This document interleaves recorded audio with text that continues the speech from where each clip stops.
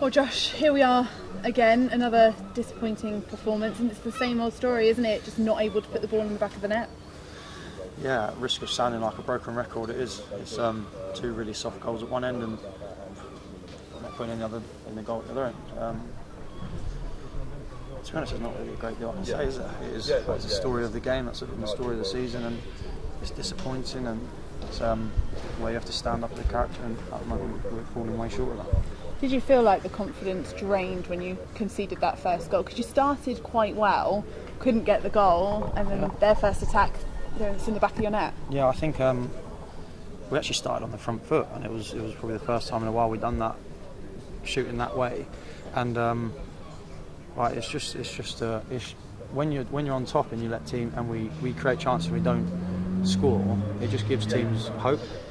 And then when you do what we do at the other end, at the moment we just seem to be handing them over soft goals. It drains you. It's like, I don't really know the feeling, but it's kind of like, it feels like the world's against you, and it's not. We're against ourselves. We can't keep blaming other people and other things. It's our own fault, and every mistake we seem to make seems to get highlighted, and we don't have it enough about us to put it in the back of the net at the other end. And as you say, it does feel like everything went wrong. I mean, of course, that awful injury to Alex Fisher, and we hope he's okay. That must have been really hard for you as players, being a part of that.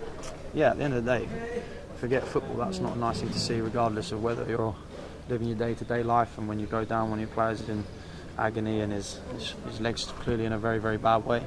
It rocked you a bit psychologically. It wasn't ideal because we have players in and around it, and I think that's a very curious position to be in, to try and focus on a game when you've just seen your mate, and I don't know, that puts a bit of fear in your brain. It definitely, not for myself, but it was important we tried rallying the troops after that, and it gave us an extra incentive to go and do it. But again, we just looked devoid of any sort of impetus in front of the goal, and I don't know, the injury knocked us, but and obviously it's all ifs, buts and maybes after. I don't know, it couldn't have really happened at a worse time. Probably was it first few minutes of the half. We came out with an idea and it got shattered, but look, at the end of the day, it's a game. When you see something like that, it's a game of football, and I know we're in a very, very bad situation at a football club, but it's not nice. As a person, it's not nice to see, and I'm sure I support everyone in sending our well wishes to Fishy, and we'll be with him everywhere in his road to recovery. Absolutely, well said. And then of course you've lost another player with the sending off. That must have felt like the world was against you.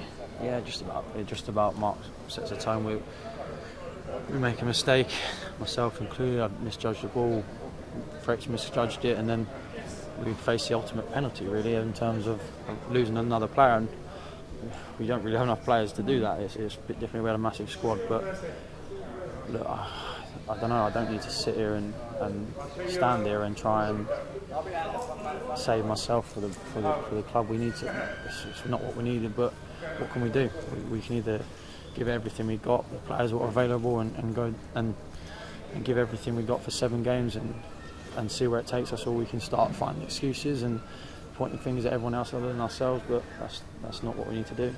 And again, the reaction of the supporters, a lot of them left before the full-time whistle, particularly when the second goal went in, and they will question if you guys are up for the fight. What would you say to them? Yeah, no, look, I'm not a silly man. This is Yeovil Football Club. We are a massive club at this level, and to be in the situation we're in is ludicrous really.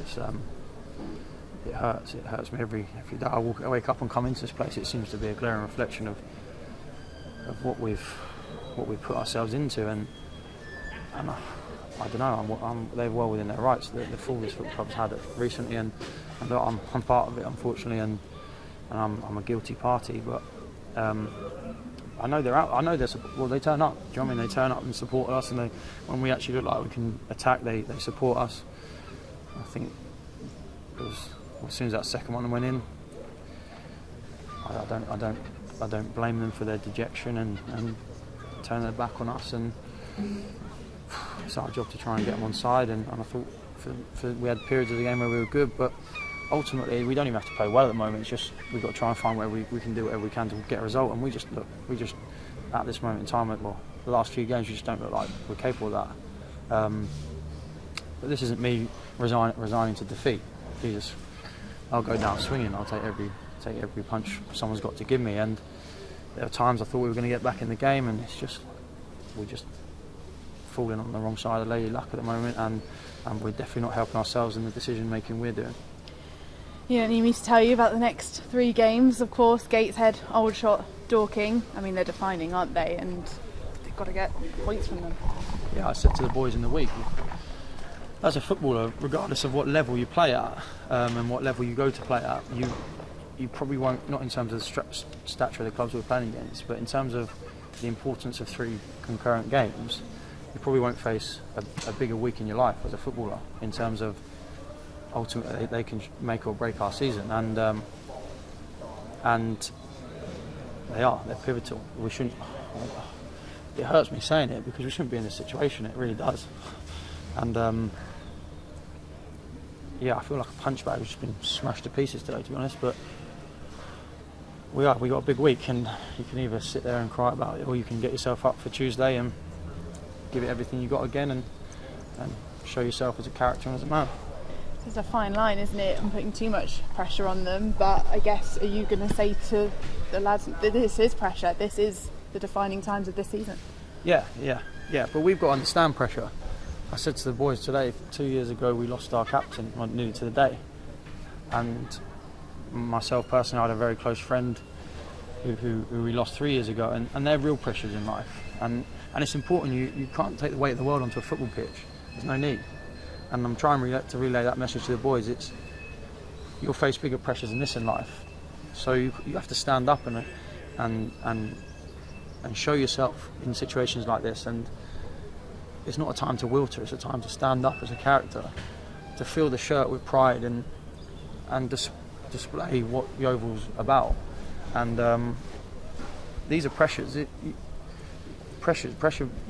You should thrive under pressure. If you want to be a professional footballer and you want to strive to play at the best level you can, you need to learn to strive to play under pressure, and it brings the best out of you. Because if it doesn't, well, we all know how that ends for players, and we can't hide it forever. There is pressure. Players are playing under pressure, but it's not pressure. It's not proper pressure. There's proper pressure in everyday life, and you need to open your eyes and realise that. And they're real pressures.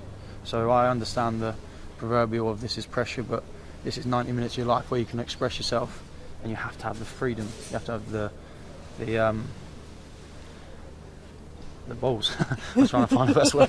You have to have the balls to express yourself, because or else the game will leave you behind, and we have to find something for 7 games. It's my duty to the football club to find something, and I'll die trying, really. Well said, Josh. Thank you so much.